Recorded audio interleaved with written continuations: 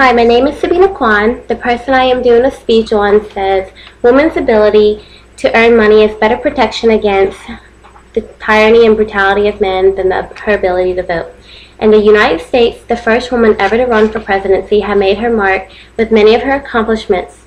As the first woman ever to deliver a memorial on women's suffrage, her speech was so powerful she was invited to speak at the National Women's Suffrage Association convention the next day.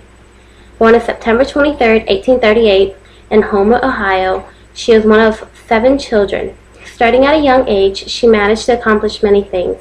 At the age of 10, she had visions of prominent Greek statesmen as her saint. For that, she spent most of her life traveling, telling people fortunes, showing family medicine, selling medicine, and performing spiritual arts. Later on, she opened up her own salon where some of the most articulate people went and suggested that she was the best conversationalist. Then one evening, with an unspoken rule that does not allow women to dine at restaurants without a male escort past 6 p.m., she broke the ranking code and was served along with the male who sat her. Continuing to break the rules, she was the first woman to establish a banking and brokerage on Wall Street with the help of a silent man. On April 2, 1870, she announced in the New York Herald her plans to run for President of the United States. She was the first woman to ever run, and there was not a law that opposed against her. Among running for president, she made women's voting right her mission as well. On January 11, 1871, she was the first woman ever to deliver a memorial before the House Judiciary Committee. In her speech, she announced that women already had the right to vote as it was granted in the 14th and 15th Amendment. Her speech was so powerful, the suffragists invited her to speak at the National Women's Suffrage Association convention.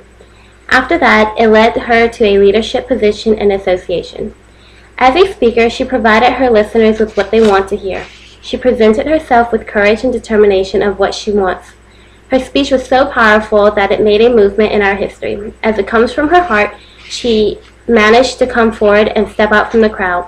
When I think about the freedom as we are women now, I think about others who have fought for the righteous of that.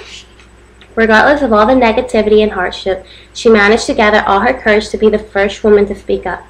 It's one woman all it takes to make the movement in the women's society.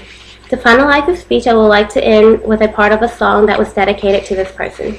If you nominate a woman in the month of May, dare you face what Miss Grundy, find her fit will say. Will they'll jeer and frown and slander, chattering night and day, oh did you dream of Miss Grundy in the month of May?